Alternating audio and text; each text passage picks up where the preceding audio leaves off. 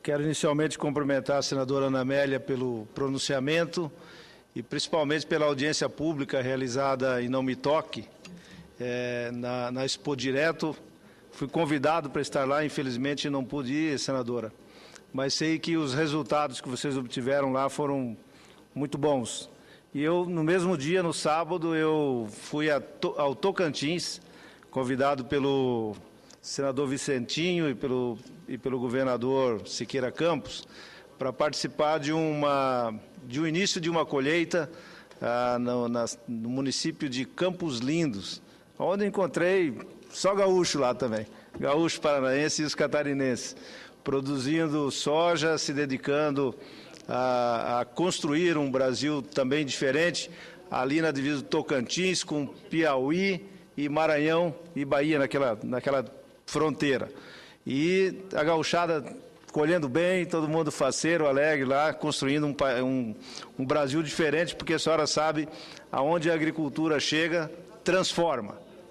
para melhor, é a energia elétrica que chega, são as estradas que são construídas, são os silos, é a distribuição de renda, enfim, é a riqueza que chega naquele lugar do Tocantins. Quero, além de cumprimentá-lo, agradecer aqui ao senador Vicentinho e ao governador Siqueira Campos pelo convite, né? E que eu gostei muito de encontrar com o povo de lá e ver que, a exemplo dos mato-grossenses, das outras partes do Brasil, estão todos trabalhando para fazer um Brasil cada vez melhor. Mas, senhor presidente, senhoras senadoras, senhores senadores,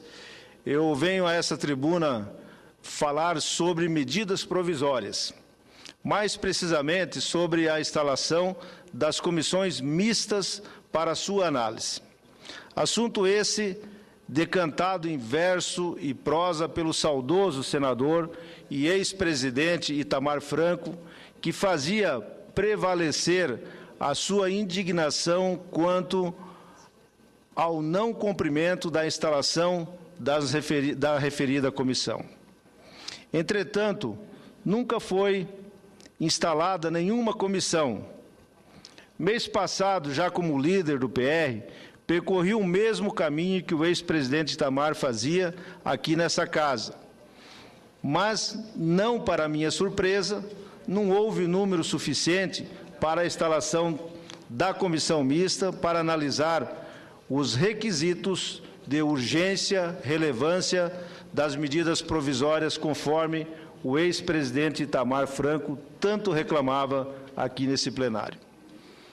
Na última quarta-feira, dia 7/3, os ministros do Supremo Tribunal Federal, o nosso STF, declararam a inconstitucionalidade da legislação,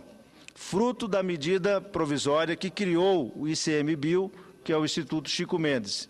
e que deram um prazo de 24 meses para que o Congresso editasse norma e lei para recriar o tal órgão. Com a decisão, o governo constatou que mais de 466 medidas provisórias foram aprovadas dessa maneira e as normas corriam o risco de serem declaradas inconstitucionais. Apenas uma MP chegou a ser analisada pela comissão mista, como manda a Constituição Federal, mesmo sem conseguir ter seu relatório final aprovado. Segundo o advogado-geral da União, Dr. Luiz Inácio Adams,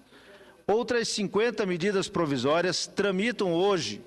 no Congresso Nacional sem terem passado pela comissão mista. Se a decisão prevalecesse, perderiam a eficácia de imediato, trazendo graves transtornos à ordem jurídica. Agora o STF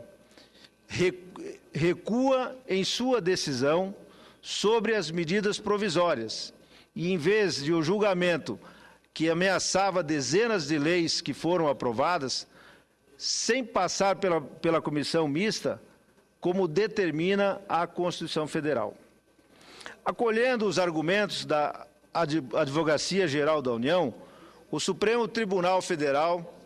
reverteu a decisão, entendendo que ela não se aplica às medidas provisórias já aprovadas ou em tramitação.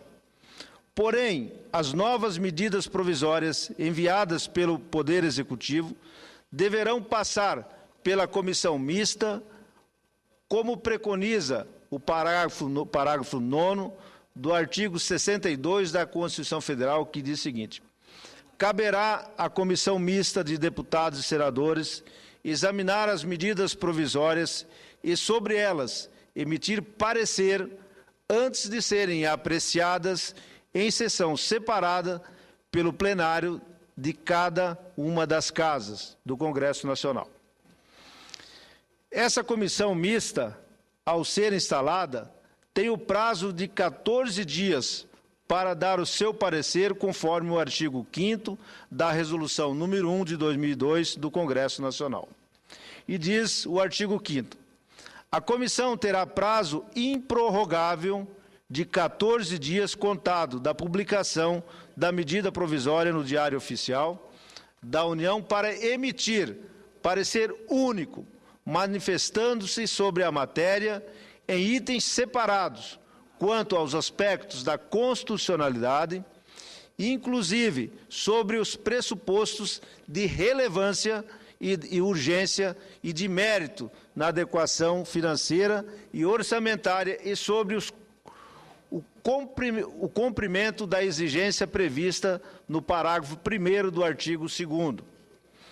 O Congresso Nacional irá apreciar a medida provisória da seguinte forma: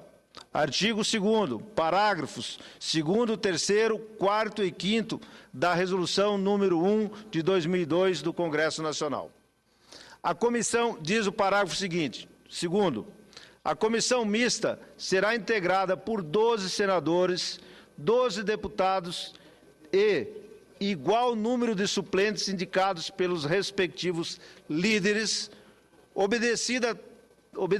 tanto quanto possível a proporcionalidade dos partidos ou blocos parlamentares em cada uma das casas. O parágrafo 3º diz: o número de membros da comissão mista estabelecida no parágrafo 2º é acrescido de mais uma vaga na composição destinada a cada uma das casas no Congresso Nacional, que será preenchida em rodízio exclusivamente pelas bancadas minoritárias que não alcançarem no cálculo da proporcionalidade partidária o número suficiente para participar da comissão. O parágrafo 4º diz o seguinte: a indicação pelos líderes deverá ser encaminhada à presidência da mesa do Congresso Nacional até 12 horas do dia seguinte ao da publicação da medida provisória no Diário Oficial da União. Já o parágrafo 5º diz: esgotado o prazo estabelecido no parágrafo 4º, sem indicação do presidente da mesa do Congresso Nacional, fará a designação dos integrantes dos respectivos partidos ou bloco, recaindo sobre o líder e, se for o caso, sobre o vice-líder. Ressalto aqui que a mudança de posição adotada pelo Supremo Tribunal Federal com relação à constitucionalidade das medidas provisórias, que poderia ter gerado uma grande insegurança jurídica, acabou por deixar claro a importância da atuação da comissão mista no processo de tramitação das medidas provisórias. Como consequência, teremos um maior equilíbrio entre os poderes da República. Com a atuação inicial do Congresso Nacional na verificação dos requisitos de